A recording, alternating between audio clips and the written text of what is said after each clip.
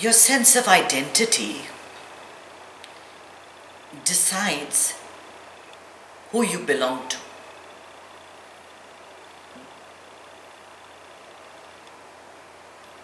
If you feel that your identity lies in something, you extend your sense of belongingness to that.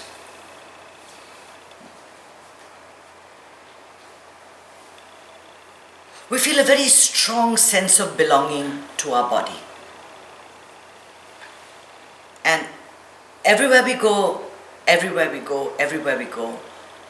we are continuously given this message that you are your body. You look at the ads on TV. Just today when you're watching the news, whatever news, you look at the ads. They're all body oriented. All of them. About how you look, how you feel, being thin, being fat, losing weight, looking prettier, getting rid of wrinkles, all of these things are body images. So we have a very strong sense of our own self. And we believe that our own self is in our body.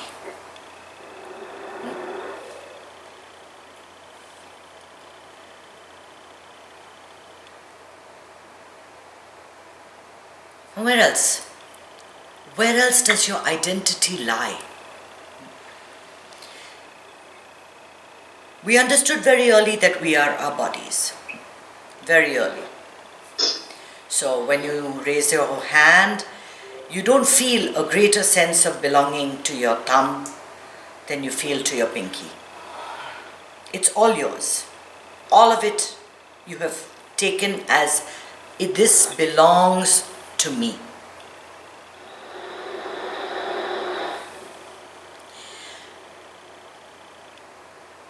What else does your identity lie? And if you have to find the real you, I remember, I don't know, Karni, you'd remember the process that we did when we took off our hats. Where does your identity, how do you find the real you? You find it only by discarding the different hats that you wear, by getting rid of the different identities that you own. Look at her putting on her hat. As long as it's a white hat, I'm all right. Yeah, we are brothers, we are mothers, we are fathers, we are sisters. We have so many relationships. Our identity lies in so many different relationships. Some we belong to, some we claim as our own, and others we discard. We don't need this anymore. The extent to which you see yourself in somebody else will determine whether you belong to that person or not. It doesn't matter that you're born from the same mother or not. If you feel that there is something in that person that identifies you, you will do whatever it is for that person. Whatever it is. You will walk across the desert for that person. You will go out without your mask during COVID also, if it has to be done. No, I'm kidding. That shouldn't be done. But what I'm saying is you'd go above and beyond for people who you think belong to you. The problem is we have a very narrow sense of who belongs to us. For a lot of people, it's just the immediate family. The sisters, the brothers, the grandparents have all been left by the side. It's just this immediate family that is your key unit, that you will do anything for. For a lot of people, their identity lies in friendships because they don't get that sense of identity, of this longing that you have for love. I always say that the true you, the real you, has this deep longing for beauty, for love, for joy, for happiness, for stability, peace. And you always, in your relationships, in your activities in life, you will always do the things that get you back, that fulfill that sense of longing within you, that make you feel that love, right? That's why we're always seeking relationships. We're seeking to discover that love that's in us. And that feeling of love that you have, that feeling of expansion, it's not in a person. It's not in a thing. It's not anything. It's in you. It's what swells you. That feeling is also always inside of you. It's closer than you think. You just assign different things in your life. You say, this person makes me feel complete. This person does not make me feel complete. Therefore, this person belongs to me and that person does not. And we extend that further. From family, we extend it to the country that we come from. Right? Which country do you belong to? I'm an Indian.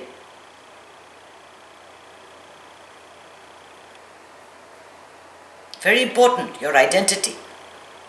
You identify yourself so strongly with the country you were born in.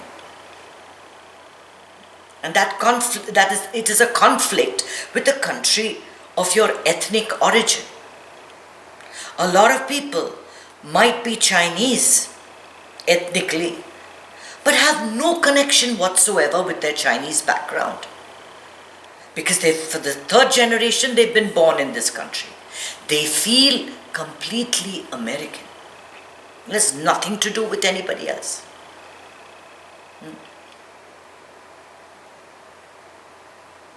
You look at the way you think when you're taking big decisions. Are you taking that decision as an American or as an Indian, as a Puerto Rican, as a Cuban, as a Pakistani, as a Chinese? A lot of our decisions that we take in our lives are based on our basic idea. Who do I feel I am? I am Indian, I am Chinese, I am Puerto Rican. Therefore, all Indians are my brothers. I have a sense of belonging with them. And if you notice recently, yesterday Kamala Harris was chosen to be the running VP with Biden, and all of a sudden I'm being flooded with emails from people who say, oh, she's from my community, she walked in, I think her uncle and my uncle are brothers and we're actually all cousins, and I've seen how they so want to belong to her. She's in the limelight. Now everybody wants to be Indian, fighting to be Indian, right? And express their Indianness even more, and their Indianness is being expressed through her, the celebrity. Whenever it's a celebrity or whenever someone has status, you're looking to find your ethnicity through that person. Now you have a sense of belonging. 3 months ago, these same people never sent me any emails about her background or what she did. Right? Then she didn't matter. Nobody. So you see where you seek your sense of belonging. You seek your sense of belonging to success, to what's cool, to what's happening. As long as this person is in a position of power and a position of importance, oh yeah, we want to belong to them. We want to do everything that's with them. As soon as the ship starts to sink, the rats begin to leave. They don't want anything to do with this. Now our sense of belonging is gone. And you see it a lot in different political systems. In India, we would always find party hopping. I don't know whether it's allowed in this country or not, but in India, as soon as the elections were approaching, depending on who's winning, there would be quick switchovers. People would jump ship. They want to belong to the successful party. They want to belong to things that are doing great.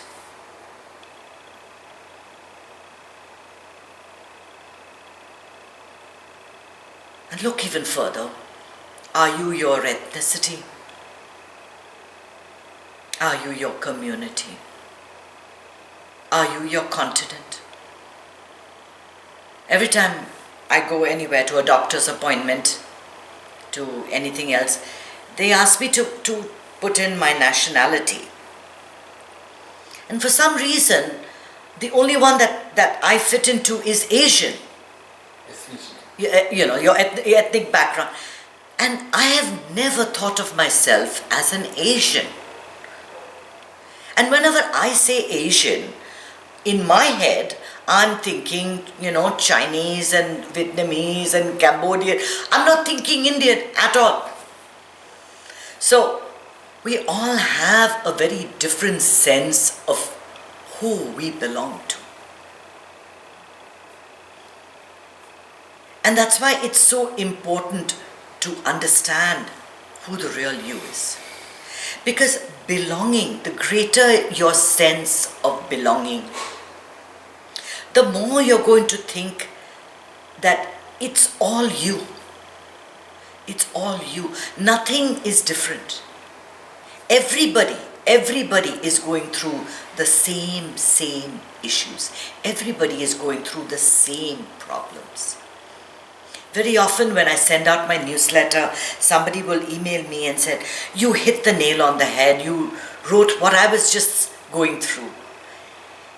That is because, it is not because you are unique and I was thinking of you. It's because we are all going through exactly the same thing at different cycles. We all face the same issues. And we all place our identity too narrowly. It's a very narrow sense of belonging. So we always have belonged to one group and reject the other. We don't want the other. I'm a Hindu, I am only a Hindu. I do not like whatever the Christian values. I do not like Muslim values. It's the other. I am Christian. Anything that's not Christian is not acceptable. How narrow is that? How narrow is that? That you're defined by your ethnicity and your background, and your sense of belonging depends on the color of your skin, the facial features that you have. You are so much more than that. Behind all of that,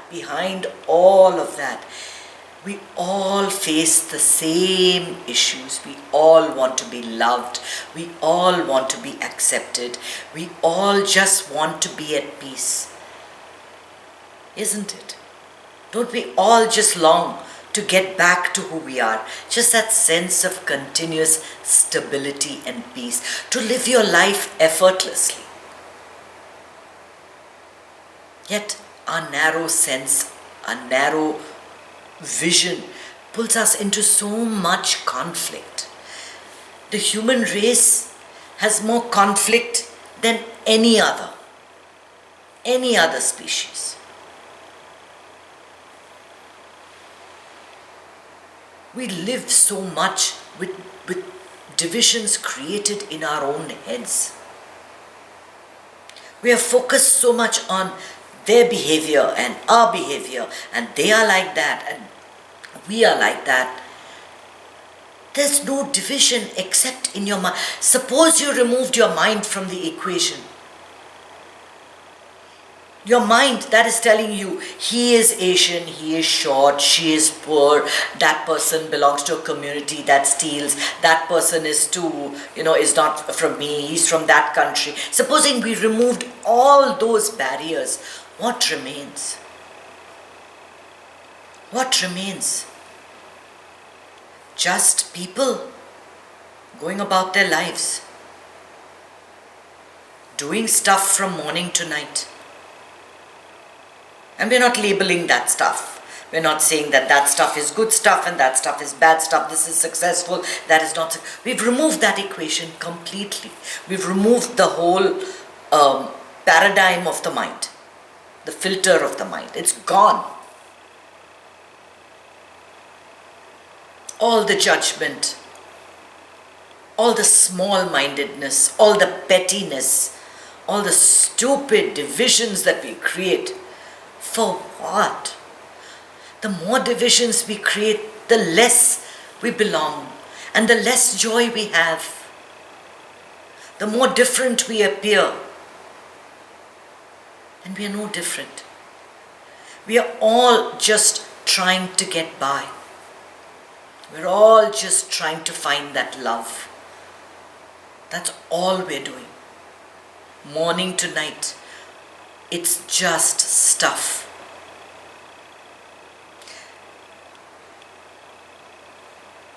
The more people you include, the more people that are in your little bubble, the more peace and love that gets spread. The more people we exclude, the more suffering, the more judgments and criticisms and complaints and loneliness. So much loneliness.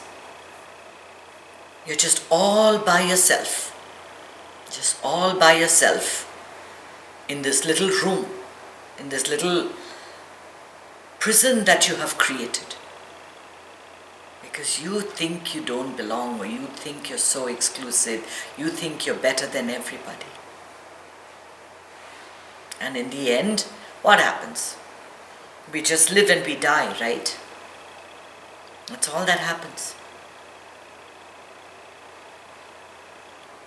And in the meantime, how much joy have we spread?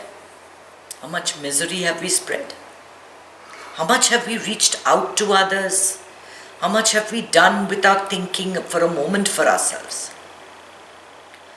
You know, when you do without thinking of yourself, when you do something, for someone, you may not consider them close to you or, part of your group. But when you do for people, the reward is instantaneous. That sense of abundance when you include a bigger group. That's why social gatherings are so joyful. Because you've included now a bigger group. And you are all dropping everything and just celebrating life.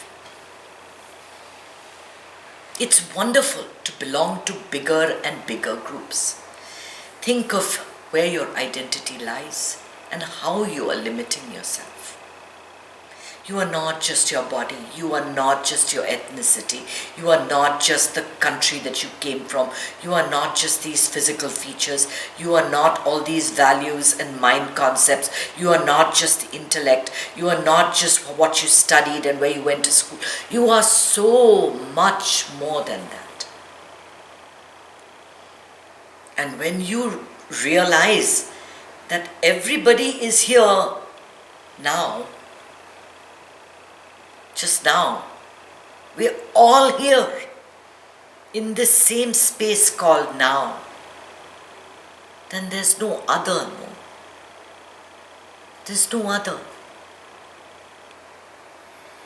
It's all happening now. Feel that belonging to the rest of the world. Even for a minute, drop your narrow sense of I, me, myself, my needs, my gratification, my safety, my survival. I need to be safe first. And reach out more to people.